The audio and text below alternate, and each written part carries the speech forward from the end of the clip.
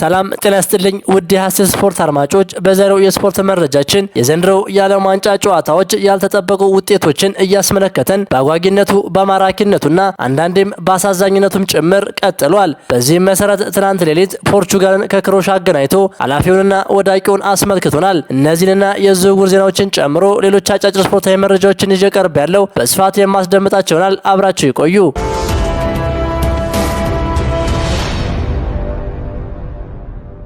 ፖርቹጋል ታሪክ ሰራች። ድራማዊ ጨዋታ፣ አስገራሚ ትንቅንቅ፣ ድራማዊ ክስተት። እግር ኳስ የማይገመት ነው። በ23ኛው ዓለም ዋንጫ የ32ቱ ሀገራት ጥሎ ማለፍ ፖርቹጋል ከክሮሻ ያደረጉት ጨዋታ በፖርቹጋል 2-1 አሸናፊነት ተጠናቋል። ለፖርቹጋል የማሸነፊያዎቹን ግቦች ክርስቲያኖ ሮናልዶ እንዲሁም ጎንካሎ ራሞስ አስቆጥረዋል። ክርስቲያኖ ሮናልዶ በ6 የዓለም ዋንጫ ተሳትፈው 11ኛ ግቡን ነው ያስቆጠረው። ለክሮሻ ብቸኛዋን ግብ ኢቫን ፔሪሲች ከመረብ አሳርፏል። ክሮሻ በኢቫን ፔሪሲች ጎል እየመራች የነበረ ቢሆንም ክርስቲያኖ ሮናልዶ ላይ በተሰራው ጥፋት የተገኘውን ፍጹም ቅጣት ምት ራሱ አስቆጥሮ ፖርቹጋልን አቻ አድርጓል። ክርስቲያኖ ሮናልዶ በሩቨን ናቫስ ከተቀየረ በኋላ በተጨማሪ ሰዓት 94ኛ ደቂቃ ጎንዛሎ ራሞስ ጎል አስቆጥሮ ፖርቹጋል አሸንፋለች።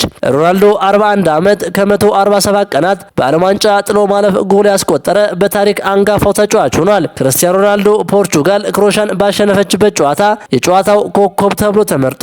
ወደ 16ቱ ጥሎ ማለፍ የተሸጋገረችው ፖርቹጋል በቀጣይ ዙር ከስፔን ጋር በቴክሳስ ዳላስ ስታዲየም የምትጫወት ይሆናል።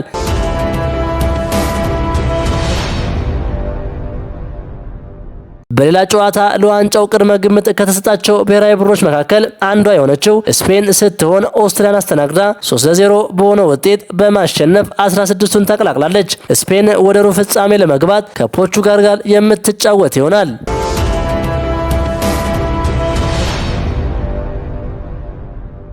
ቶተንሃም ሆትስፐር ቆርጦ ተነስቷል። ገንዘቡን ከካዝናው መጅረጥ አድርጎ በማውጣት የተጠየቀውን ሙሉ በሙሉ ምንም ሳያቅማማ እየከፈለ ይገኛል። የዌስትሃምን ኮከብ ማቲያስ ፈርናንዴዝን በ85 ሚሊዮን ፓውንድ እንዲሁም የኒውካስሉን ሳንድሮ ቶናሊን በ100 ሚሊዮን ፓውንድ ሙሉ በሙሉ ሲያስፈርም በማንቸስተር ዩናይትድ በጥብቅ ሲፈለጉ የነበሩትን ሁለቱንም ተጫዋቾች በ185 ሚሊዮን ፓውንድ ግዢ ፈጽሟል።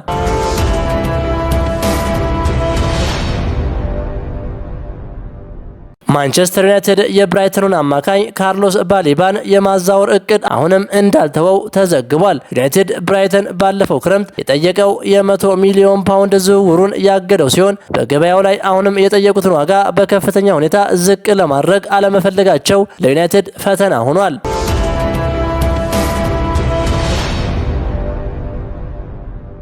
አርሰናል የሜክሲኮውን ድንቅ ታዳጊ ጂልቤርቶ ሞራን ለማስፈረም ፉክክር ውስጥ መግባቱ ተዘግቧል። በሜክሲኮ ሊግ ታሪክ ጎል ያስቆጠረ ትንሹ ተጫዋች በመሆን ታሪክ የሰራው የ15 ዓመቱ ሞራ በአውሮፓ ባለው የዕድሜ ሕግ ምክንያት ዕድሜው 18 እስኪሞላ ድረስ ወደ አውሮፓ በይፋ መዘዋወር አይችልም። ይሁን እንጂ መድፈኞቹ ከወዲሁ የተጫዋች ሁኔታ በቅርብ እየተከታተሉ ይገኛሉ ሲል ፋብሪዚዮ ሮማኖ ይፋ የፌስቡክ እና ማህበራዊ ሚዲያ ገጾች ላይ አስፍሯል።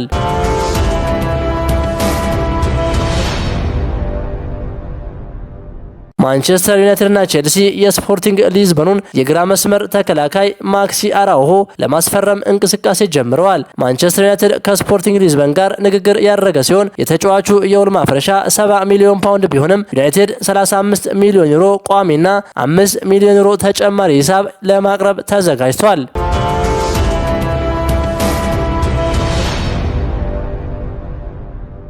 ማርከስ ራሽፎርድ ወደ ዩናይትድ መመለሱን ተከትሎ ማቲያስ ኩኛ የዩናይትድ 10 ቁጥር ማሊያ ባለቤት ሆኖ የሚቀጥል ሲሆን ማርከስ ራሽፎርድ በበኩሉ 14 ቁጥር ማሊያ የሚለብስ ይሆናል። ማይክል ካሪክ የቡድኑን አንድነት ለመጠበቅ የራሽፎርድን መመለስ በጥንቃቄ መያዝ እንዳለበት ተገልጿል።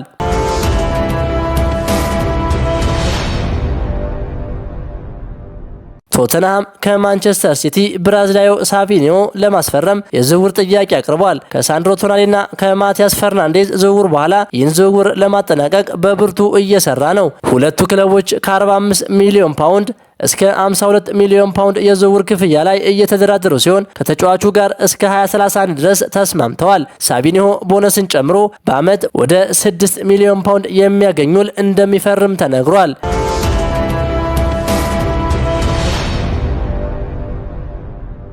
ክቡራን የሐሴ ስፖርት አድማጮች የዛሬው የስፖርት መረጃችን ይህንን ይመስል ነበር።